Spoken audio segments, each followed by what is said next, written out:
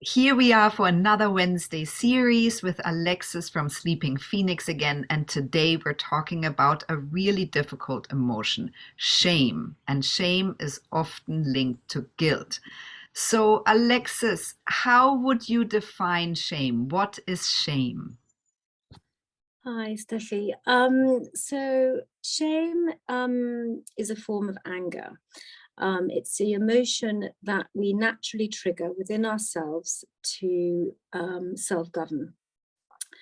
And in its healthy state, that's what it does. But in its unhealthy state, it can really cause havoc with how we conduct ourselves and our mental state.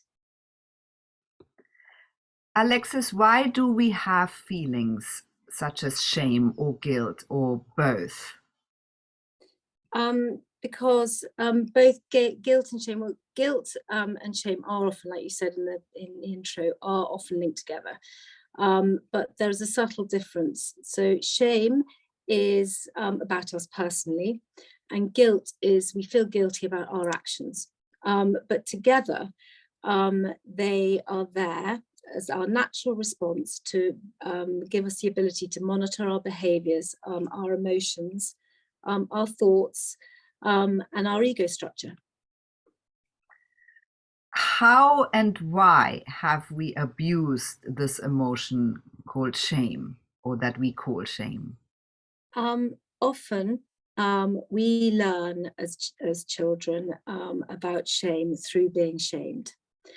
And this has a really detrimental effect on us because our relationship with then shame it becomes unhealthy. And how we do this, let me give you an example. Your parents might say to you, good girls don't get angry, or good girls don't behave like that, or brave boys don't cry, or the media that we surround ourselves with might make us feel that if we don't look a certain way, behave in a certain way, or have certain things, then we are less than and unworthy.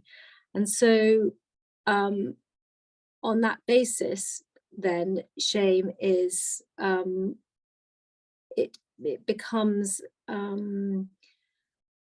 very difficult to deal with. And the repercussions of that can often be we start doing things behind closed doors because we're ashamed of them.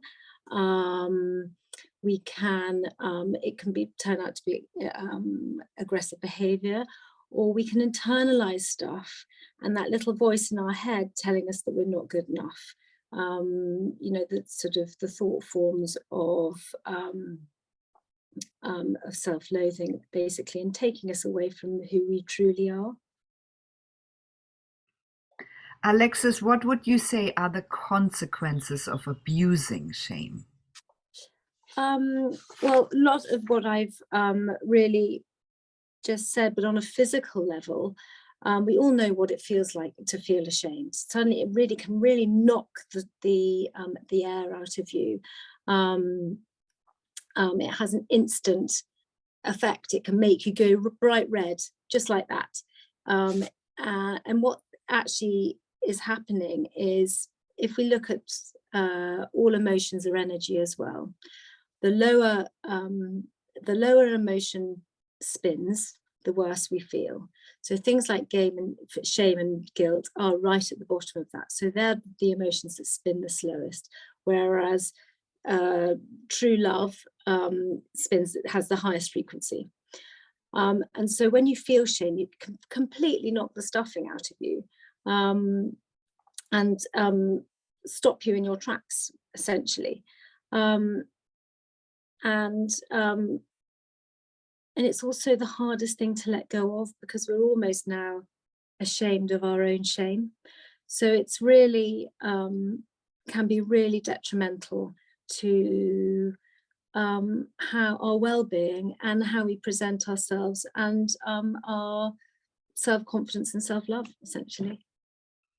How could we learn to have a more healthy relationship with shame? How could we turn this around? Um, First of all, it's noticing. I think what I've forgotten to mention as well is that what's in its healthiest expression, it's us knowing that it's our own way to self-govern. So, and what's happened is through the parental structure or authoritative figures, we're being shamed from the outside. So it's an external shaming rather than an internal shaming. So I think what's really important when we're trying to learn to have a good relationship with our shame and use it to what it was created for, is to start noticing.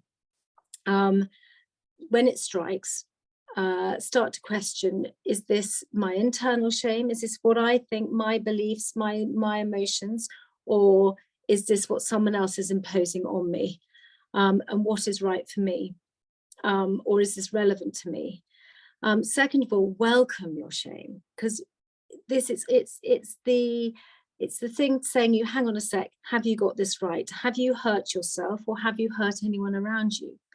And if you it gives you that time to breathe and see it, and it gives you the space to then think about that. And if that is the case, then you can put right whatever you put wrong. And if you're still questioning, actually, why do I feel this shame? You can always ask someone around you, have I hurt your feelings? I'm really sorry. And you can make amends for something that you might be feeling guilty for. The other really important thing, and we are all really guilty of doing this, is face it immediately.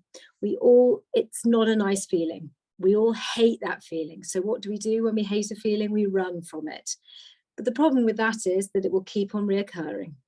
So face it, sit with it, and then it will just dissipate. If you don't do that, it will just get bigger and bigger and bigger and bigger. And we all know that little gremlin in our head, and suddenly we can find ourselves going down a huge rabbit hole of sort of, self-criticism, all of this coming in, loading on loads of stuff onto ourselves, which are all thought forms and are all illusions, because we're making them all up in our head, and it doesn't mean anything. So sit with the emotion, sit with the feeling, and then I promise you it really will dissipate. And it's just, again, learning to listen to our bodies. They're our biggest instrument, and we can really learn to navigate and conduct ourselves. And if we all did this, it would be so much easier for us all to get along, and much more healthy, essentially. Now, shame can get stuck. So this is a slightly twist on what I've just been talking about. But if shame can get stuck, it can really start ingraining itself into how you view yourself. And but you can start attaching yourself to these identities. I identify with this. For example, I'm ugly, or I don't have any friends, and they're really detrimental to how we view ourselves, our self-confidence, and all of that stuff. So how do we move through them? Well, again, that it can really imprison you, and it can stop you from growing. It can stop you from really being able to express yourself and what you're here to express. These fears, and they're all made up. None of them are true. So what I find a really helpful way of navigating situations like that is to try and separate yourself from them. If you meditate, it really helps you be able to start seeing your thoughts as thoughts and separate from actually who you are. So it's almost like I vision it as in I'm here, and I see them also my thoughts just going past me like a conveyor belt or a TV screen. And that really, when you can step back from your thoughts, you can see yourself as not being your thoughts. And so it really helps you be able to see that these possible shaming thought forms of I'm bad, or I'm not good enough, or I don't deserve this, are just purely that, and they're actually nothing to do with you at all. And you find yourself being able to sort of escape the downward spiral, and if you really, and if it helps you, start replacing those with more empowering sentiments, or try and catch yourselves in the moment before you get going down that rabbit hole. I found that really helpful. I love that, Alexis. Thank you for putting such beautiful words on such a difficult emotion.